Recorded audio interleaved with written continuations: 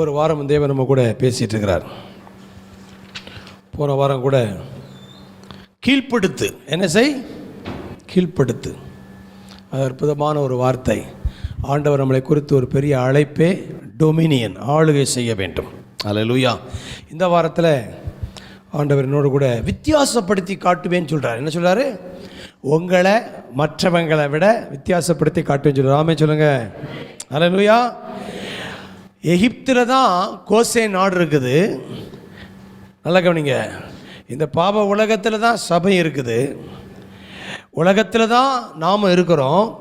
ஆனால் அவர்களுக்கும் நமக்கும் உள்ள வித்தியாசத்தை ஆண்டவர் காட்டுவார். அல்லேலூயா. என்னோட கூட யாத்ராகமம் 8ஆம் அதிகாரம் 1ஆம் வசனத்திலே அந்த வார்த்தை வந்திருக்குது. ஆண்டவர் சொல்கிறார், மோசேட்ட சொல்கிறார்,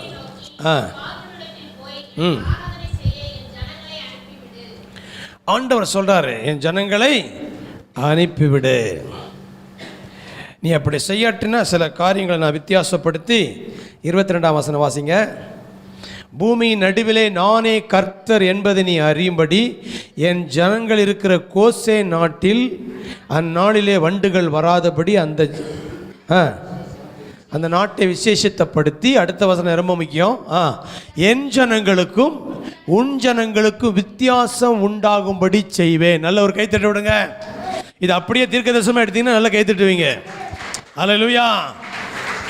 வார்த்தை சொன்ன உடனே அப்படியே உங்களுக்கு இது அடிக்கணும், பல்ப் அடிக்கணும். ஆண்டு சொல்ல, என் ஜனத்துக்கும் உன் ஜனத்துக்கு என்ன செய்வேன்? வித்தியாசம் உண்டாக்கும்படி செய்வேன். சாத்தானை பார்த்து, பார்வோன் பிசாசுக்கு அடையாளம், எகிப்து உலகத்துக்கு அடையாளம். உலகத்தில் பாவத்தில் பிசாசுக்கு அடிமையாக இருக்கிற மக்களுக்கும் அவர் சொல்கிறாரு, என் ஜனங்களுக்கும் உன் ஜனங்களுக்கும் வித்தியாசம் உண்டாகும்படி செய்வேன். கர்த்தர் இந்த வருஷத்தில் உங்களை மற்றவங்களை விட ஆண்டவர் வித்தியாசப்படுத்தி காட்டுவார். கரங்களை தட்டி ஆமே சொல்லுங்க. ஆமாம். உன் பக்கத்தில் 1000 பேரும் உன் வலது பக்கத்தில் 10000 பேர் விழுந்தாலும் அது உன்னை. அப்போ வண்டுகள் வியாதிகள் எல்லாம் எகிப்தியர் மேலே வந்துச்சுது, பயங்கரமான வியாதி வந்தது. ஆனால் அதே நாட்டில் தான் இவங்க இருக்கிறாங்க. ஆனால் இவங்களுடைய ஊருக்குள்ள என்ன வரல? வியாதி வரல, வண்டு வரல, வெட்டுக்கிளி வரல, பேன்கள் வரவில்லை. இதை பார்த்த எகிப்தின் மந்திரவாதி சொல்றாங்க, இது தேவனுடைய விரல். கைத்தட்டுங்க. அல்லேலூயா. ஆண்டவர் நல்ல சொல்லுங்க. தேவன் உங்களை ரட்சித்து வச்சிருக்கிறார்னா ஏதோ எல்லாரை போல வாழ்வதற்காக தேவன் அழைக்கவில்லை. அவர்களை விட்டு உங்களை வித்தியாசப்படுத்தி காட்ட விரும்புகிறார். ஆமென். இந்த ஜனம் தனித்து வாசம் பண்ணும்.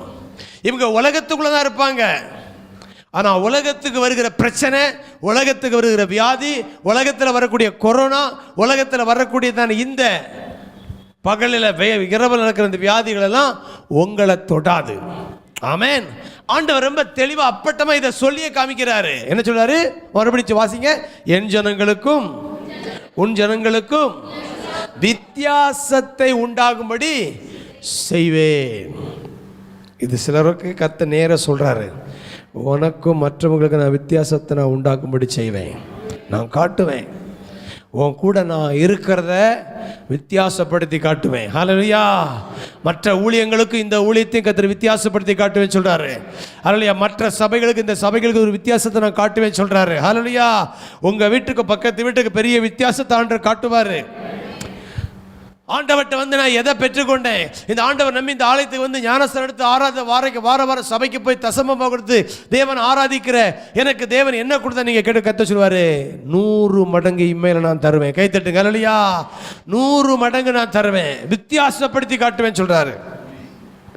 அல்லேலூயா. இந்த கோசேன் வேற எங்கேயோ இல்லைங்க. இந்த கோசேன் நாடு எங்க இருந்துன்னா எகிப்துக்குள்ள இருந்த ஒரு நாடு. இந்த கோசேனுக்குள்ள வரும் பொழுதே கர்த்தர் சொல்றாரு, அங்க நான் உனக்கு தயவு செய்வேங்கிறார். ஆதியாகமம் 47ஆம் அதிகாரத்தில் 4ஆம் வசனத்தில் யாக்கோபு எகிப்துக்கு வர்றது கொஞ்சம் தயக்கமாக இருந்தான். அப்போ யோசேப்பு எகிப்தில் அதிபதியாக இருக்கிறான். அப்போ அந்த யோசேப்பு சொல்கிறான், வாங்க அங்கே உங்களுக்கு என்ன கிடைக்கும்? 47:3 வாசிங்க.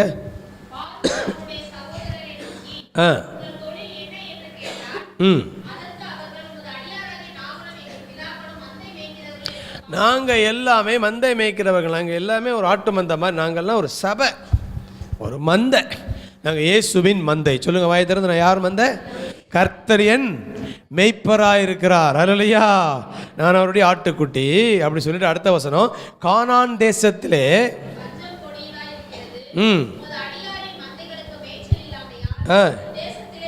தங்க வந்தோம். நாங்கள் கோசேன் நாட்டில் குடியிருக்கும்படி தயவு செய்ய வேண்டும். நல்ல கவனிங்க. இந்த கோசே நாட்டை எதுக்கு இந்த யாக்கோபு யோசேப்பு தெரிந்து கொண்டானா, அங்கே நல்ல வளம் இருக்குது, நல்ல மேய்ச்சல் இருக்குது. தன்னுடைய ஆடுகள், தன்னுடைய தாய் தகப்பன் கூட்டு வருகிற அந்த மந்தைக்கு நல்ல வயல்வெளி இருக்குது, நல்ல பசுமை இருக்குது, புல்வெளி இருக்குது. நல்ல கவனிங்க. எகிப்தில் பஞ்சம் போயிட்டு இருக்குது. பஞ்ச காலத்தில் இந்த நாட்டில் மட்டும் நல்ல விளைச்சல் இருந்தனால தான், நல்ல விவசாயம் இருந்தனால, மேய்ச்சல் இருந்தனால இந்த யோசேப்பு அங்கே தான் குடியிருந்தான். அங்கே தான் தன்னுடைய அம்மா அப்பா கூட்டி வைக்கிறான். கர்த்தர் சொல்கிறாரு, நீ கோசேன் தேசத்தில் இருந்தனா உனக்கு தேவனுடைய தயவு இருக்கும். கோசேன் தேசத்தில் ஏன் இருக்க சொல்கிறான்னா, அங்கே தயவு இருக்குது. இன்னும் சொல்லட்டுமா, உங்களை ஏன் சபையில் வந்து ஒரு ஃபெல்லோஷிப் இருக்க சொல்கிறான்னா, அங்கே தேவனுடைய தயவு அங்கே இருக்கும். வெளியே வந்து தயவு இல்லை. அங்கே இதுக்கு என்ன வித்தியாசம் பாஸ்டர்? அங்கே தயவு இல்லை, இங்கே தயவு இருக்குது. கை தட்டுங்க. ஹல்லேலூயா. இயேசுவை ரட்சகராக ஏற்றுக்கொண்ட உங்களுக்கு அவருடைய கிருபை, அவருடைய தயவு, அவருடைய இரக்கம் உண்டு. அவர் சட்டைகளின் மேல் அடைக்கலமாய் வந்திருக்கிற உனக்கு அவராலே நிறைவான பலன் உண்டாவதாக. அப்ப இயேசுவை அண்டி வருகிறவர்களுக்கு, நம்பி வருகிறவர்களுக்கு முதலாவது வித்தியாசப்படுத்தி காட்டுவது தயவு. அல்லேலூயா. கை வச்சுருங்க. நான் தயவு பெற்றவன். அல்லேலூயா. நான் ரட்சிக்கப்பட்டிருக்கிற என் மேல என்ன இருக்குது? தேவ தயவு இருக்குது. நல்ல கவனிங்க. இந்த தயவு தான் வித்தியாசப்படுத்தி காமிக்குமா. அதனால தான் இந்த இடத்த அவங்க சூஸ் பண்ணுறாங்க. இந்த இடத்த அவங்க சூஸ் பண்ணுறாங்க. அப்புறம் யாத்ராகமம் 9ஆம் அதிகாரம் 6ஆம் வசனம், அங்கு தேவனுடைய பராமரிப்பு இருக்கும், அங்கு தேவனுடைய விசாரிப்பு உங்களுக்கு இருக்கும். தேவனுடைய தயவில் நீங்கள் வாழும் பொழுது, யாத்ராகமம்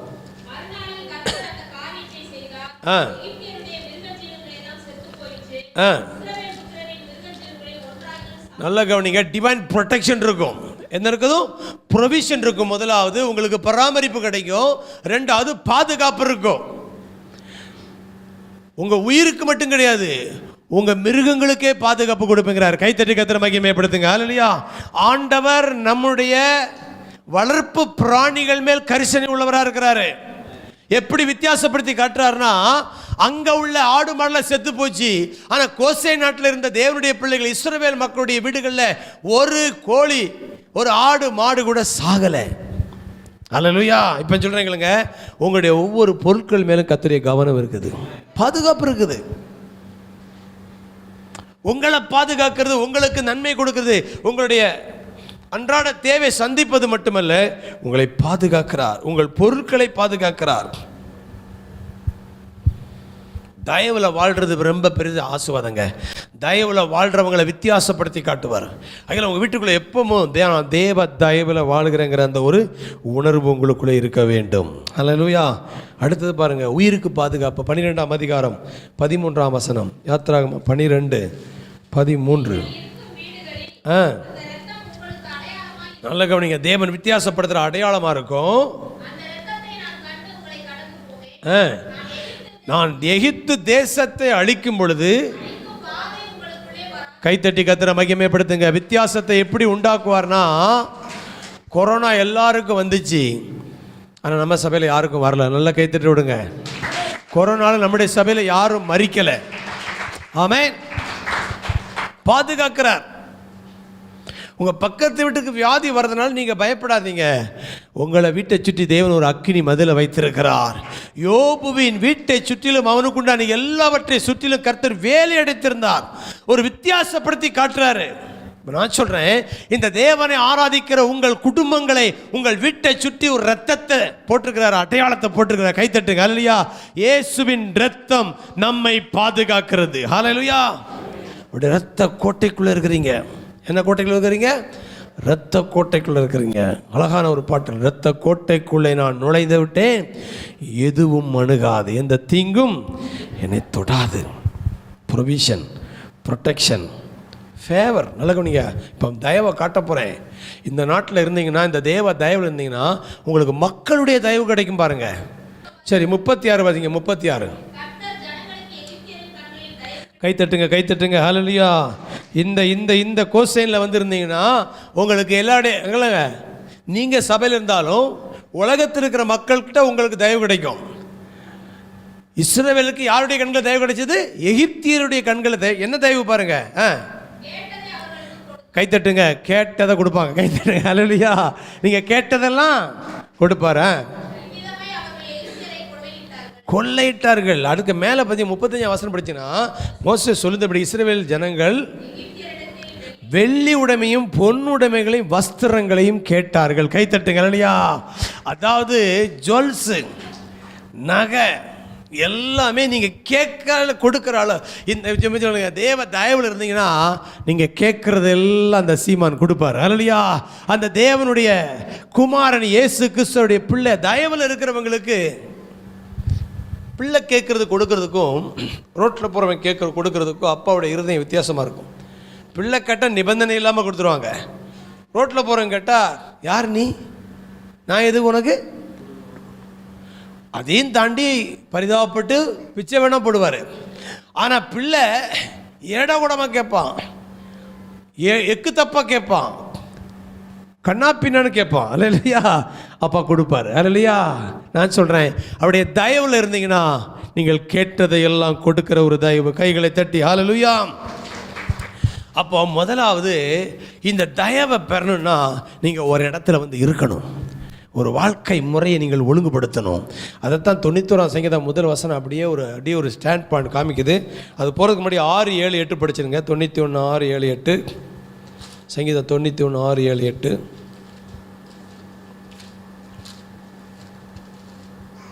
என்ன போட்டிருக்குது?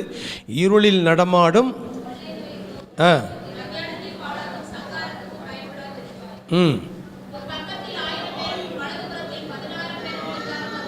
இந்த இந்த இந்த கோசைனில் இருந்தீங்கன்னா, இந்த ஃபேவரில் இருந்தீங்கன்னா உங்களை வியாதி தொடாது. கைத்தட்டி கர்த்தரை மகிமைப்படுத்துவோம். ஹல்லேலூயா.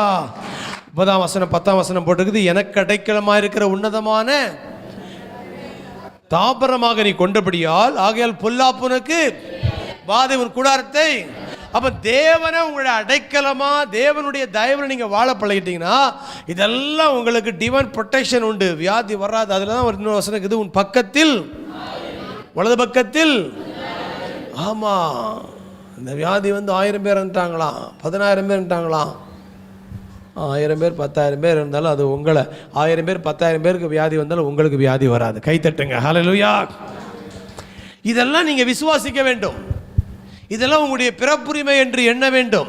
இது தேவ தயவில் இருக்கிற எனக்கு கிடைத்திருக்கிற சாக்கியம் என்று நீங்கள் கருத வேண்டும். ஹல்லேலூயா. நான் பாதுகாப்பில் உன்னதமான முதல் வசனம் படித்து பாருங்க. உன்னதமானவரின் நல்ல கவனி. இது ஒரு அடிப்படை உண்மை. இது அடிப்படை தத்துவம், ஒரு கொள்கையாக ஃபர்ஸ்ட் வசனத்தை தேவன் ஒரு டிக்ளேர் பண்றாரு. இது யாரா இருந்தாலும் பரவாயில்ல, உன்னதமானவரின் மறைவில் இருக்கிறவன். கோசே நாட்டுக்கு வெளியே இருந்தவன் மேல கல்மழை விழுந்துச்சு, உள்ளுக்குள்ள இருந்தவனுக்கு ஒண்ணு விழல. கோசே நாட்டுக்குள்ள இருந்த ஆடு மாடுக்கு பாதுகாப்பு, வெளியே இருந்த ஆடு மாடு செத்து போச்சு. நல்ல கவனிங்க, ஒரு ஷேடோ இருக்குது, ஒரு மறைவு இருக்குது. அதுக்கு உள்ள வந்துட்டா உனக்கு பாதுகாப்பு, வெளியே இருந்தா உனக்கு என்ன கிடையாது. அப்போ இப்போ ஒரு ஸ்டேட்மெண்ட் போடுறார் ஆண்டவர், உன்னதமானவரின் மறைவில் இருக்கிறவன் சர்வ வல்லவரின். இது வந்து ஒரு ஸ்டேட்மெண்ட். இப்போ நீங்க என்ன சொல்றீங்க? நீங்க என்ன சொல்றீங்க? அடுத்த வசனம் சொல்லுங்க. நான் கர்த்தரை நோக்கி, நீர் என் அடைக்கலம், என் கோட்டை, என் தேவன், நான் நம்பி இருக்கிறவர் என்று கைத்தட்டுங்க. ஹல்லேலூயா. தேவன் இருக்கிறாரு. ஆனா நீ என்ன சொல்ற? உனக்கு எப்படி இருக்கிறாரு? நீ அதை குறித்து என்னவா அதை நீ சொந்தமாக்கி கொள்றியா? பாருங்க, உன்னதமான மறைவு இருக்கு, சர்வ நிழல் இருக்குது. ஆனா வாட் அபவுட் யூ? நீ அதை அதான் அந்த அந்த ஒரு வாய்ப்பு கூட கொடுக்குறான் மோசே. நாளைக்கு கல்மழை பெய்யும், வீட்டுக்குள்ளே இருக்கிற கால்நடைகள் சாகாது அப்படிங்கிறாரு. சில எகிப்தியர்கள் அதை வந்து விட்டுட்டாங்க, என்ன பெருசாக நடக்கணும், அப்படி செத்து போச்சு. சில காரியங்களை கத்த சொல்ல, மறைவில் வந்துரு, அடைக்கலத்தில் தங்கி இருக்கிறவன், மறைவில் இருக்கிறவன். தேவ பிரசன்னத்தை நான் பேசுகிறேன். இப்போ கோசேன்கிறது ஏதோ ஒரு நாடு ஊர் இப்படிப்பட்ட பில்டிங்கை நான் சொல்ல வரல. நல்லா கவனிங்க. நீங்கள் எப்பொழுதும் கோசேனை தேவனுடைய மறைவை சுமந்து கொண்டே போகிறீங்க. கைத்தட்டுங்க. அல்லையா? ஆமாம். ஒரு இடத்துக்குள்ள நீங்கள் ஓட வேண்டாம், நீங்கள் ஓடி வர வேண்டாம். உங்களையே இப்போ அது சூழ்ந்திருக்குது. நீங்கள் அதை ஒரு போர்வையாக, உங்களுக்கு ஒரு ஆடையாக நீங்கள் அறிந்துக்கலாம். எங்கே போனாலும் உங்களுக்கு வியாதி வராது. எதை போய் தொட்டாலும் உங்களுக்கு எதுவும் தீமை அணுகாது. உலகத்துக்குள்ளே உங்களை போக சொல்ல, நான் உங்களை உலகத்துக்குள்ளே அனுப்புகிறேங்கிறாரு. ஆனால் இன்னொன்று சொல்கிறாரு, ஓநாய்களுக்குள்ளே ஆடுகளை அனுப்புறது போல உங்களை அனுப்புகிறேன், ஒன்றும் உங்களை டேமேஜ் பண்ணாது. கை தட்டுங்க. ஹல்லேலூயா. ஏன்னா உங்களை சுற்றி ஒரு வளையம் இருக்குது, பாதுகாப்பு வளையம் இருக்குது. தூதர்கள் இருக்கிறாங்க, பாதுகாக்கிறார்கள். 121 சங்கீதம் போட்டிருக்குது. என்ன போட்டிருக்குது? இஸ்ரவேலை காக்கிறவர் உறங்குறதும் இல்லை, கர்த்தருடைய எல்லா தீங்குக்கும் அவர் உன் ஆத்துமாவை. ஹல்லேலூயா. ஸோ தேவனுடைய பாதுகாப்புங்கிற போட்டிருக்குது. இது ரட்சிக்கப்பட்ட மக்களுக்கு மட்டுமே கொடுத்திருக்கிற ஒரு விசேஷித்த பாதுகாப்பு. ஹல்லேலூயா. மற்றவங்களையும் அவருடைய பிள்ளைகளையும் தேவன் வித்தியாசப்படுத்தி காட்டிருக்கிறார். இயேசுவை ரட்சகராக ஏற்றுக்கொண்ட அந்த ஒரு உறவில் வந்தது நிமித்தம் உங்களுக்கு தேவன் தருகிற தயவு, பாதுகாப்பு, பராமரிப்பு, மனித தயவு, ஹல்லேலூயா, மறைவு. ஸோ இதெல்லாம் நீங்கள் என்ஜாய் பண்ணுறதுக்குரியது. இப்போ நான் சொல்கிறேன், கேன்சர் என்னையே தொடாது. சொல்லுங்கள், கேன்சர் என்னையே. கிட்னி ப்ராப்ளம் எனக்கு வராது, சுகர் எனக்கு வராது, பிபி எனக்கு வராது, ஹல்லேலூயா, ஜுரம் வராது, கோல்டு பிடிக்காது.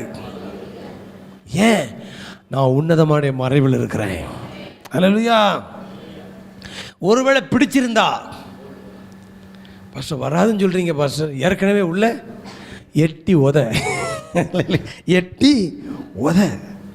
உதைச்சி வெளியே இயேசுவின் நாமத்தில் சட்டத்தை, அதான் அத்துமீறி உள்ள நுழைஞ்ச நாயை வெளியே போ. அத்துமீறி உள்ள உங்கள் உடம்பு இருக்கிற வியாதியை பார்த்து அப்படி பேசுங்க. அத்துமீறி உள்ள நுழைஞ்ச நாயை வெளியே போ, வியாதியை வெளியே போ.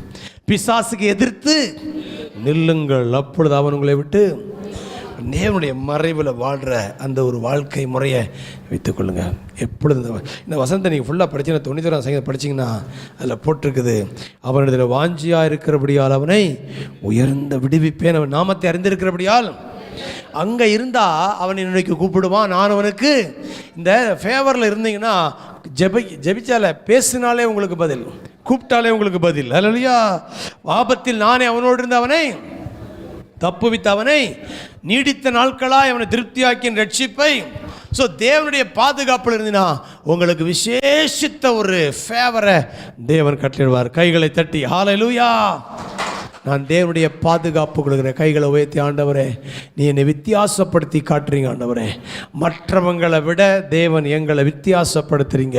இதுக்கு எங்கள்கிட்ட எந்த தகுதி எதிர்பார்க்கல, எந்த டிமாண்டும் வைக்கல.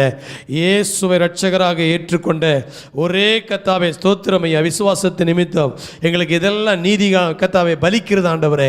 இந்த நன்மைகள் எல்லாம் எங்களுக்கு வருகிறது ஆண்டவரே. அப்பா ஸ்தோத்திரம் ஆண்டவரே. இந்த உலகத்தில் எங்களுக்கு தேவன் அடைக்கலமாக இருக்கிறபடியால் ஒவ்வொருடைய வாழ்க்கையிலும் இந்த கர்த்தாவே வார்த்தைகள் நிஜமாவதாக, இதை அனுபவமாய் மாறுவதாக நாங்கள் செபிக்கிறோம்.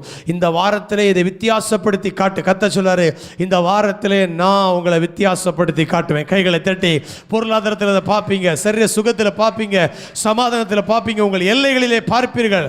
அந்த எல்லை எங்கிலும் வியாதி இல்லை, வாதை வரவில்லை, சங்கார தூதன் வரல.